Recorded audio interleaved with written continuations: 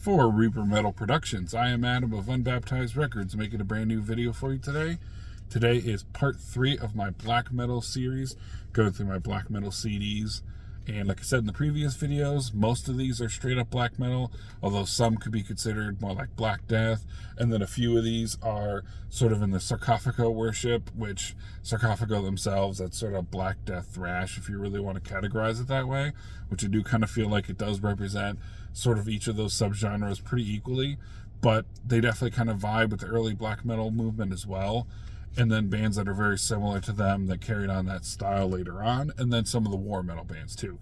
So I'll be going through a little bit of all of those, just so I can kind of cover all my bases and talk about bands that either you definitely know, like in the previous video I showed off Bathory, I mean that's kind of the obvious choice, or maybe a few releases and bands that you're not as familiar with. So I wanted to span the spectrum a little bit with black metal here. And also just to cover things that maybe wouldn't fall into the direct black metal category, but are similar enough where, you know, it's not completely outlandish to throw them in. First is a band that I know people probably liked some of the original music a lot better than some of the later albums.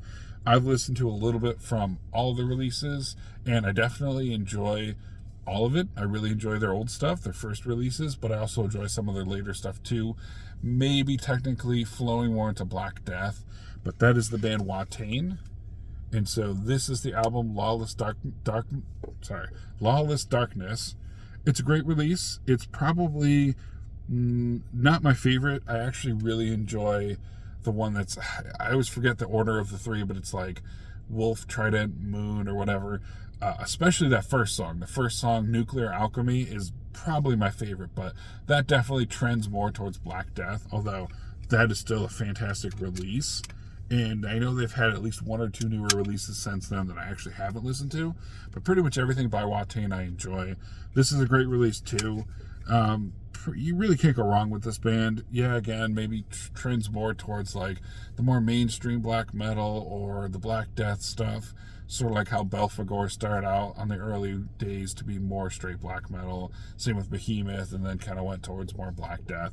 I still think it's really good. I still think it's worth checking out.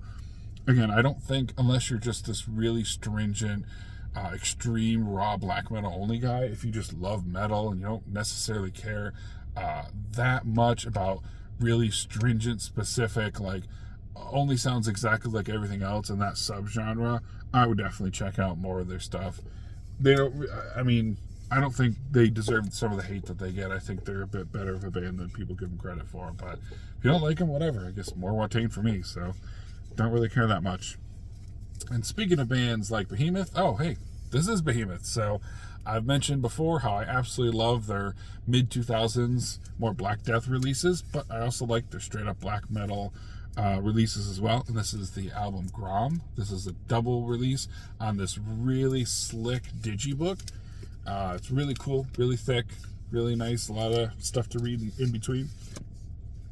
But the bonus seems to be a bunch of cover songs. So like the first one I see here, it's kind of got like a gold flake, like a reflective gold flake here. The song Freezing Moon, so obviously a Mayhem cover. So that's pretty cool. Again, you probably can't really read it because I'm filming this in the middle of the winter with ice and snow around me in the dark. So what better time and atmosphere to be filming a black metal video? But yeah, this is the Grom digibook.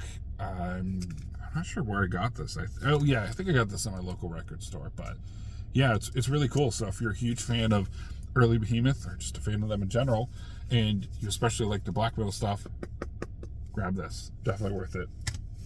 Speaking of digibooks, this one I do know where I got it from. This is Darkness Shall Rise, and I'm actually pretty sure I got the specific version from Hell's Headbangers when they got their copies. But this is the album Nifelheim, self-titled Nifelheim.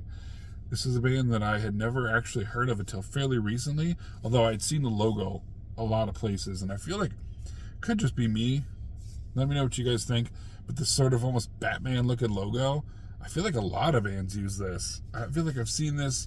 This is why I get confused, because I also, the band Morbid that, Dead from Mayhem was in, his logo kind of looks similar to this too. It just reminds me of the Batman logo. So I know they're trying to be all darkness and evil, but I mean, well, I guess Batman's kind of dark and mysterious, but definitely not evil.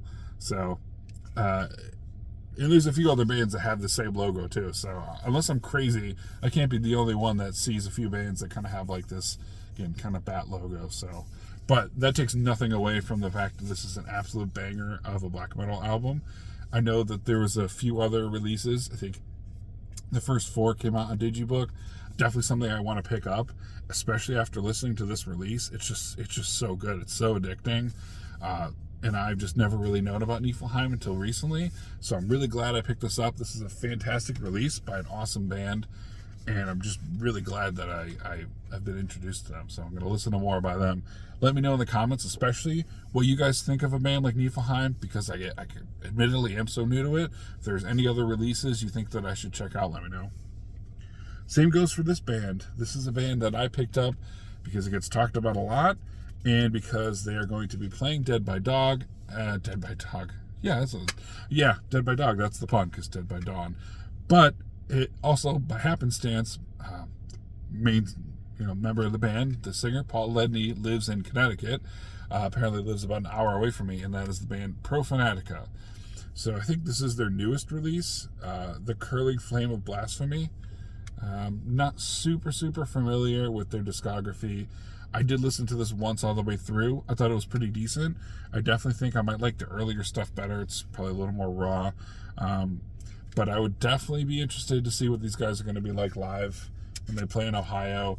It's going to be really interesting, and I've heard stories about Paul Ledney. He's a character, but he definitely fits the bill when it comes to black metal. So that ought to be interesting, and hopefully maybe their earlier releases will get re-released. I think the mini CD, maybe like the first release, just came out again. I definitely got to grab it, but I can't imagine that that's their best release. I'm sure they have better.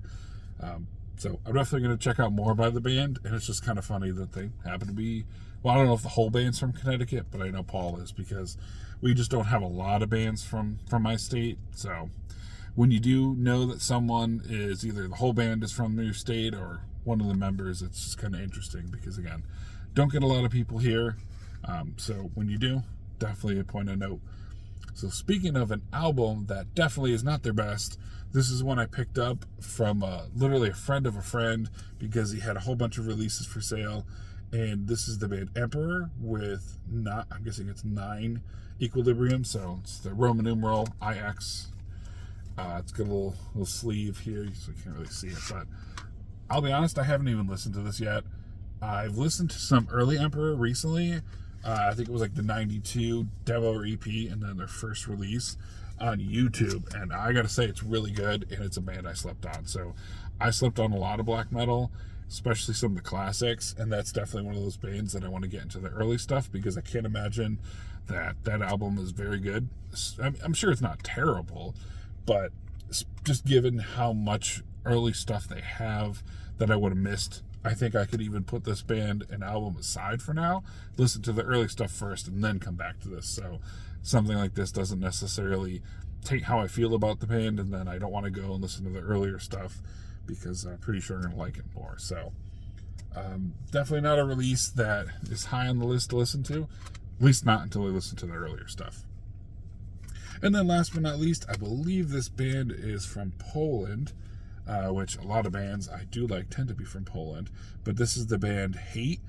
Oh, man, let me try to read this here. I think it's called Auroric Gates of Veles, I believe.